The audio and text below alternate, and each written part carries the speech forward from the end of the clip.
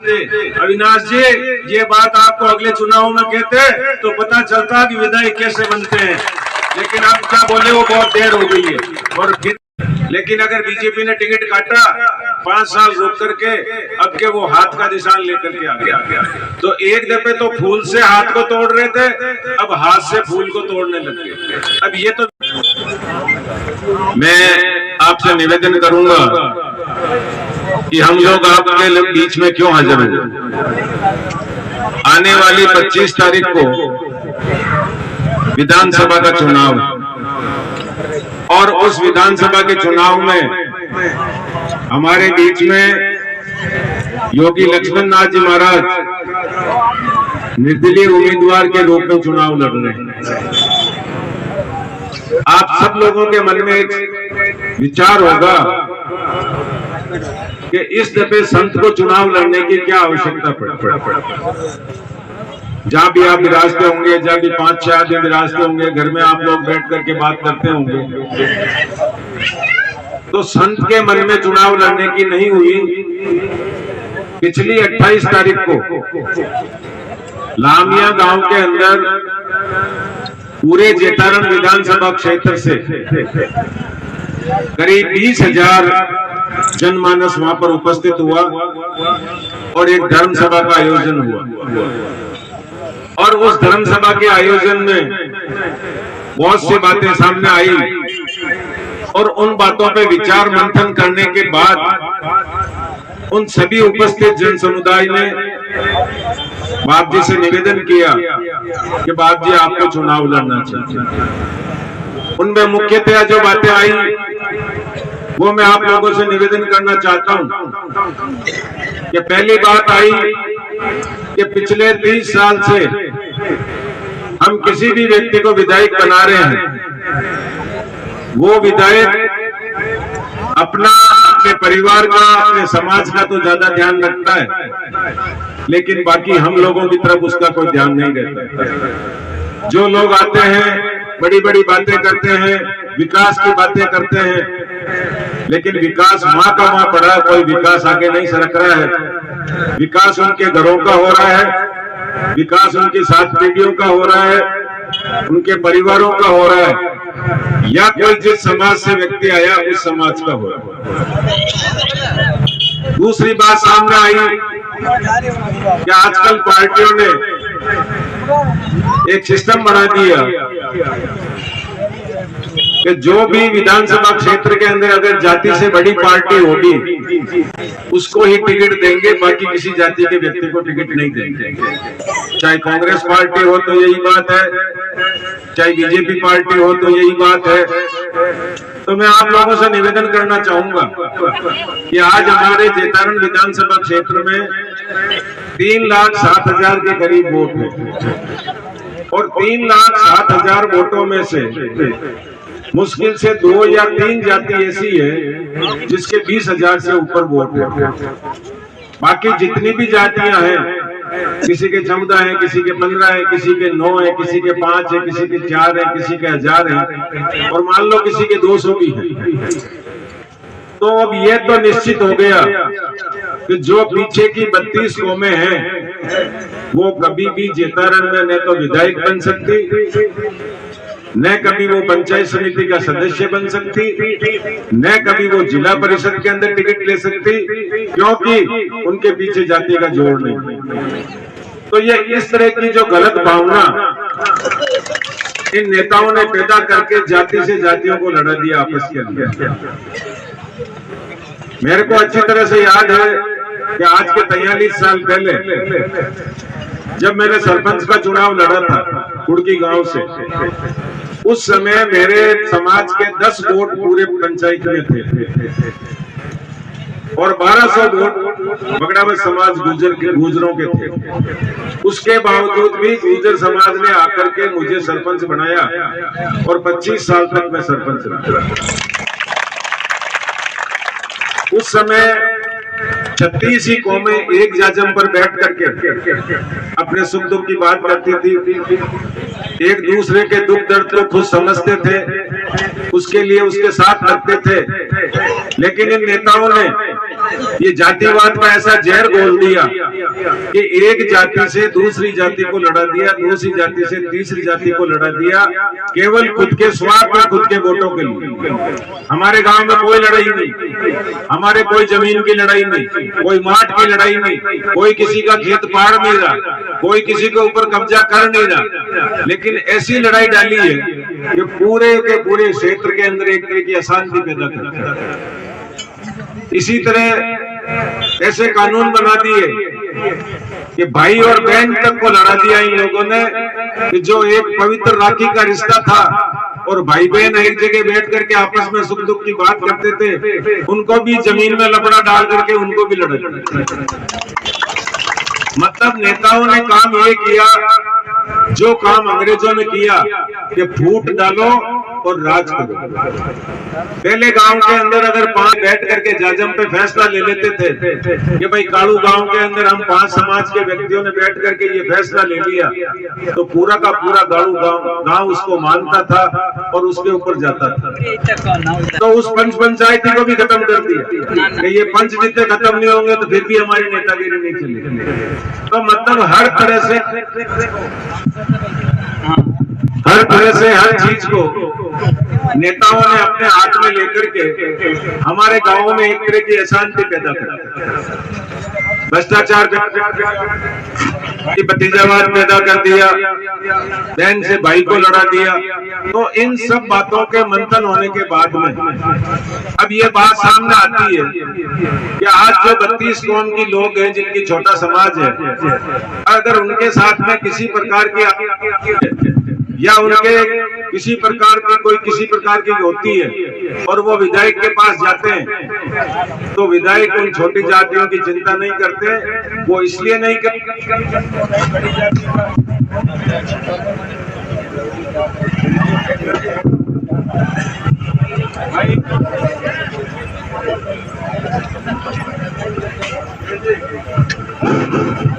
कहीं बड़ी जाति वाले हमसे नाराज नहीं हो जाए और उनकी वोटों की वजह से मैं हार जाऊंगा। तो जितनी भी 32 कौम की जातियां हैं उनके साथ भी किसी तरह का दुराचार हो, उनको रो रुआ करके घर में बैठना पड़ता है। और जबकि आज अगर हम हिसाब लगाएं तो हमारे 3 लाख वोटों में से 1.5 लाख वोट उन छोटी जातियों के हैं जिनके 2000, 3000, 5000, 6000 वोट हैं। तो मैं उन लोगों से निवेदन करूंगा कि आप लोगों को आवश्यकता है संगठित होने की, आप लोगों को आवश्यकता है एक संगठित होकर के आपकी ताकत बताने की। अगर आप इसी तरह दरिया बिछाते रहोगे, इसी तरह तालियां पीटते रहोगे, इसी तरह जिंदाबाद के नारे लगाते रहोगे, आपको कोई नहीं पूछेगा। जब आज हर जगह अपनी अपनी ताकत बताने लग गए तो आपको सबको संगठित होकर के, क्योंकि 36 कौम का व्यक्ति आपके बीच में आया है, ये महाराज सिर्फ किसी भी कौम के व्यक्ति नहीं है। संत के कोई कौम नहीं होती है, संत सभी कौम का होता है। अगर संत के आकर के कोई हरिजन का बच्चा भी धोख लगाएगा तो उनको उतना ही आशीर्वाद मिलेगा, और एक ब्राह्मण का बच्चा आकर के धोख लगाएगा तो उसको भी उतना ही आशीर्वाद मिलेगा। आशीर्वाद में कोई कमी नहीं रहेगी। तो इसलिए आपके बीच में इस राजनीतिक घटनाक्रम को चेंज करने के लिए इन नेताओं ने बैठे बैठे आज हम क्या करते हैं, हमने एक बात पकड़ ली कि कांग्रेस वालों को तो हाथ दिखता है, बीजेपी वालों को फूल दिखता है और उसके अलावा कुछ दिखता नहीं है। और हमने क्या किया, हमने विश्वास किया मोदी जी के ऊपर। आदरणीय मोदी जी ने कहा था कि मैं हर विधानसभा क्षेत्र के अंदर सर्वे करवाऊंगा। सर्वे कराने के बाद में जिस व्यक्ति को जनता चाहेगी, चाहे वो किसी भी समाज का व्यक्ति हो, टिकट उसको दूंगा। उन्होंने सर्वे करवाई। हिमाचल से आदमी आए, गुजरात से आदमी आए, महाराष्ट्र से आदमी आए, हरियाणा से आदमी आए और अलग अलग तरह के चैनलों से सर्वे किया। और उस सर्वे में हमारे वर्तमान विधायक को जनता ने नापसंद कर दिया कि साहब इनके कार्यकाल से हम राजी नहीं हैं। और जब मोदी जी के पास फाइल गई तो उन्होंने इस पर संकेत दे दिया, लेकिन उसके बावजूद भी कुछ लोग ऐसे बैठे हैं जो मोदी जी के नाम पर अपनी दुकानें चलाते हैं।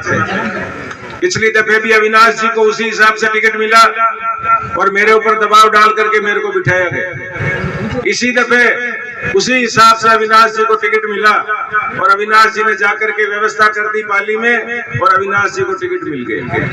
अब आप कांग्रेस की बात करें तो हमारे बीच में 5 दफे आदरणीय गोयल साहब फूल के निशान पर जीते और हमने उनको बड़े लाड प्यार से चुनाव में जिताया और वो मंत्री बने, कैबिनेट मंत्री बने और केवल एक पद बाकी रहा, वो रहा सीएम का पद। बाकी सारे पद उनको मिल गए बीजेपी के अंदर। लेकिन अगर बीजेपी ने टिकट काटा 5 साल रुक करके, अब के वो हाथ का निशान लेकर के आ गया। तो एक दफे तो फूल से हाथ को तोड़ रहे थे, अब हाथ से फूल को तोड़ने लग गए। अब ये तो विचारधारा पार्टियों की होगी और हम जनता केवल भावुकता में बह करके हम हमारा सत्यानाश कर रहे हैं, हमारे बच्चों का भविष्य बिगाड़ रहे हैं, हमारे बच्चों को एक दूसरे का दुश्मन बना रहे हैं। तो मेरा आप लोगों से निवेदन है ऐसी स्थिति में कि हमें ऊपर बैठे नेताओं को भी सबक सिखाना चाहिए कि आप जिसके गले में पट्टा डाल के भेजोगे उसको ये जनता नहीं जिताएगी। जनता उसको जिताएगी जिसके जनता का जो सेवक होगा, जो जनता के रात दिन काम आएगा या जिसको जनता चाहेगी। इसमें आप लोगों को जातिवाद से ऊपर उठ करके, क्षेत्रवाद से ऊपर उठ करके, पार्टीबाजी से ऊपर उठ करके, व्यक्तिवादी से ऊपर उठ करके आप लोगों को आपके एक ही मानस बना करके अपना जो वोट है वो योगीराज लक्ष्मणनाथ जी को देना चाहिए, जिससे कि हमारे क्षेत्र के अंदर 36 कौमों में शांति हो, हम वापिस एक जाजम पे बैठ सके, हमारे में वही भाईचारा वापिस पैदा हो और हम हमारे जेतारण क्षेत्र के अंदर अच्छा विकास कर सके।